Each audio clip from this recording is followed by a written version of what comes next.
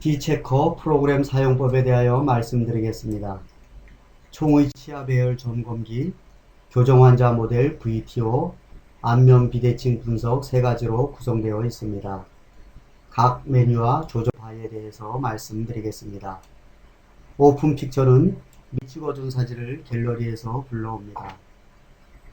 인버트 컬러는 사진이 선명하지 않을 경우에 사용하면 경계 부위를 명확하게 보이도록 해줍니다. 미러 레프트는 정중선에 대하여 왼쪽 사진을 그대로 양쪽으로 복사해 줍니다. 미러 라이트는 오른쪽 사진을 양쪽으로 복사해 줍니다.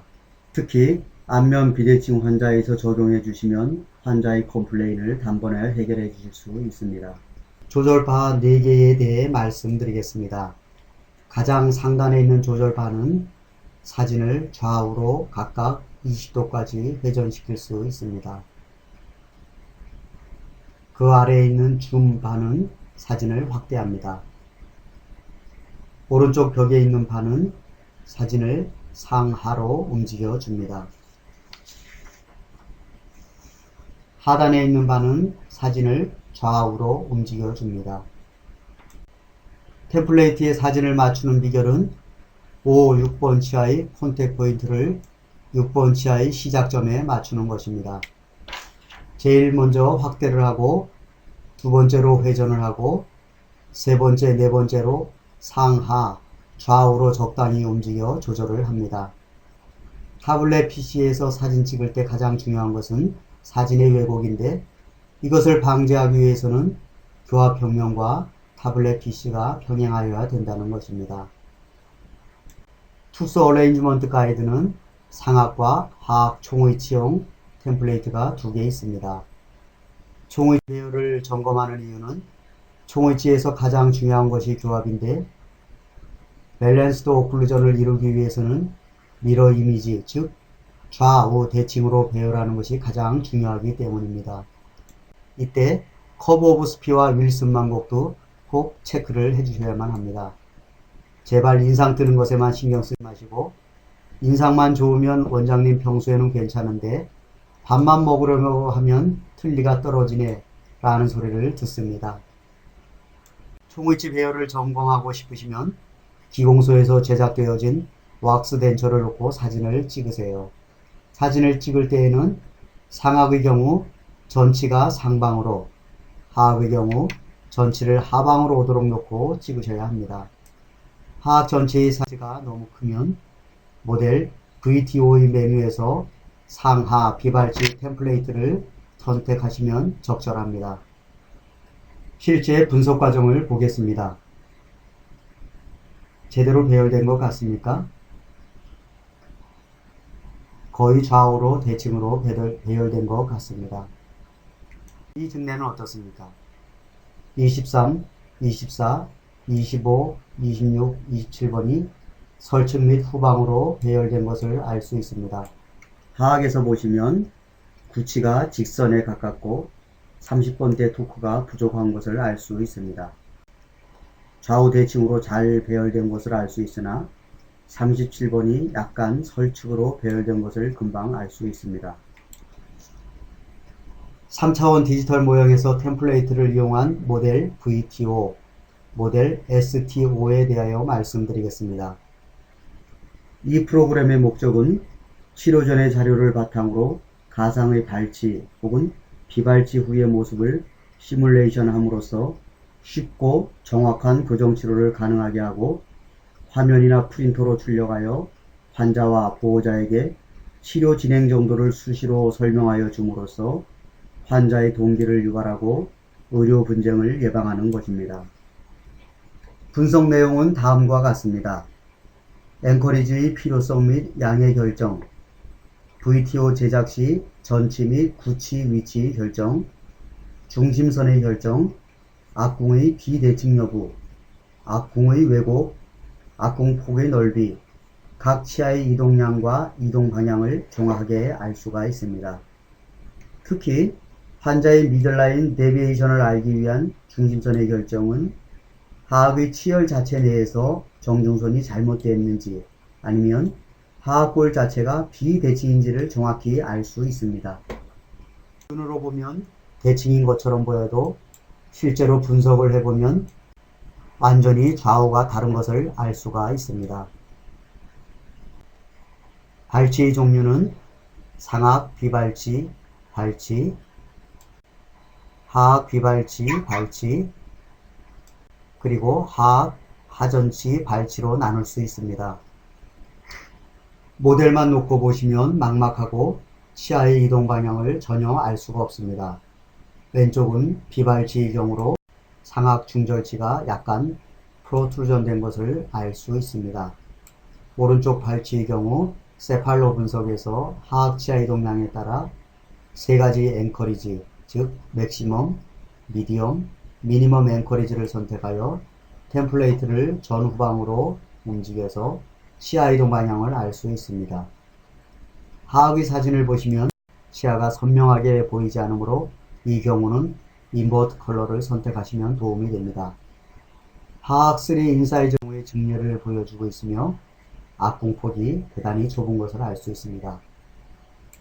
만약 하악 전치 발치의 경우라도 3 인사이저 템플레이트를 선택하시면 됩니다. 미러 이미지 사용법에 대해 설명드리겠습니다.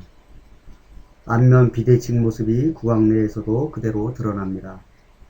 10번대 치열은 전체적으로 전방 이용된 상태로 배열되었습니다. 20번대는 대체로 잘 배열되어 있다는 것을 알 수 있습니다. 미러 이미지를 보시면 10번대는 구치부 후방 이동으로 치료하시고 20번대는 구치부 이동을 조금만 하시면 된다는 것을 한눈에 알 수 있습니다. 하악 적용례를 살펴보시면 40번대와 30번대의 ACF 정도가 차이가 난다는 것을 한눈에 알 수 있습니다. 미러 이미지로 보시면 40번대는 3번까지 영향을 길게 미치며 30번대는 5번까지만 영향을 미친다는 것을 정확하게 진단할 수 있습니다. 증례 분석입니다. 실제 환자에서 활용 예를 보면 3번 브릿지로 되어 있고 브릿지를 자를까 말까 고민이 됩니다. 세팔로 분석에서는 하악 전치는 현 위치로 상하 모두 비발치로 진단되었습니다. 모형만 보고서는 정중선은 어디 있으며 무엇이 잘못되었는지 치아 이동 방향을 전혀 알 수 없습니다. 만약 치아 이동 방향에 대해 내비게이션이 있으면 얼마나 좋을까요? 비발치 치료법의 4가지는 다음과 같습니다. 첫 번째, 절치의 전방 이동. 두 번째, 대구치의 직립과 원심 이동. 세 번째, 악궁의 확대. 네 번째, 인전면 삭제입니다. 상악 비발치 템플레이트에 맞추어 보면 10번대 치아 배열은 그런대로 잘 배열되어 있으나 20번대 치아 배열이 잘못되었다는 것을 한눈에 알 수 있습니다. 12, 24, 25번 치아가 심하게 설쭉 위치되어 악궁 확대로 비발치 치료를 해야 된다는 것을 알 수 있습니다. 하악 비발치 템플레이트에 맞추어 보면 40번대로 미드라인 데비에이션 된 것을 알 수 있으며 47, 37번이 설쭉 위치되어 있고 엔테리어 컴포넌트 오브 포스가 매우 심한 것을 알 수 있습니다. 구치부 후방 이동 및 직립의 방법으로 비발치 치료가 가능하다는 것을 알 수 있습니다. 모델 VCO 즉 내비게이션에 따라 정확하게 치료된 것을 알 수 있습니다. 병원에서 셋업한 모습입니다. 브릿지는 잘라내고 24번은 발치하고 하악은 3전치로 셋업을 하였습니다. 이렇게 대충 셋업한 것은 분석에 필요한 정확한 가이드라인이 없었기 때문이라고 생각됩니다. 만약 이 환자가 이런 식으로 치료받았다면 얼마나 불행하였겠습니까? 교정에 대한 불신이 극에 달했을 것으로 생각합니다. 양악 선수술 교정의 증례 분석입니다. 선수술 교정은 아래의 기호를 사용하시면 쉽고 정확하게 할 수 있습니다. 특히 카포, 네소라이너를 사용하시면 3차원적으로 수술 후 위치를 정확하게 예측 평가할 수 있습니다. 양악 선수술 교정의 STO입니다. 상발치, 하비발치로 진단되었습니다. 모델 STO를 이용하면 선수술 교정이 아주 쉬워집니다. 가상 공간에서 정확한 치아 이동 예측이 가능하게 됩니다. 수술 전후 치아의 이동량을 알 수 있습니다. 수술 후 모습을 보고 계십니다. STO에 따라 정확하게 수술된 것을 알 수 있습니다. 기공소에서 셋업한 모양도 분석 가능합니다. 비발치 분석이 기공소 셋업입니다. 제대로 배열된 것 같습니까? 발 분석의 기공소 셋업입니다.